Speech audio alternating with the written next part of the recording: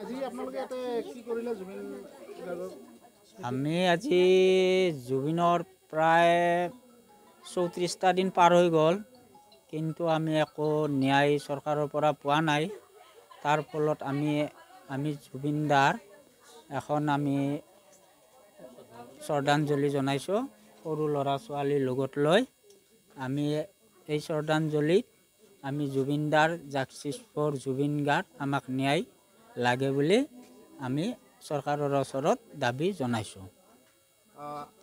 কিমানমান মানুহ ইয়াতে আজি একত্ৰিত? ইয়াত প্ৰায় সৰু ল'ৰা ছোৱালী লৈ আমাৰ ইয়াত 50জনমান। ইয়াত আমি ৰাতি বৰষুণো দিছে, তাৰ ফলত আমাৰ মানুহ মানে হোৱা নাই, আহিব পৰা নাই। তাৰ কাৰণে অলপ আমি এখিনি লৈয়ে শ্ৰদ্ধাঞ্জলি চলাই গৈছোঁ। শ্ৰদ্ধাঞ্জলিত কি কৰিলে?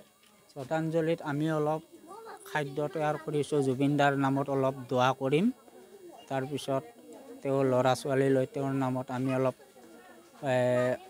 পায়স হিচাপত বনাই তেওঁৰ চিৰ কামনা কৰিছোঁ, যেন তেওঁ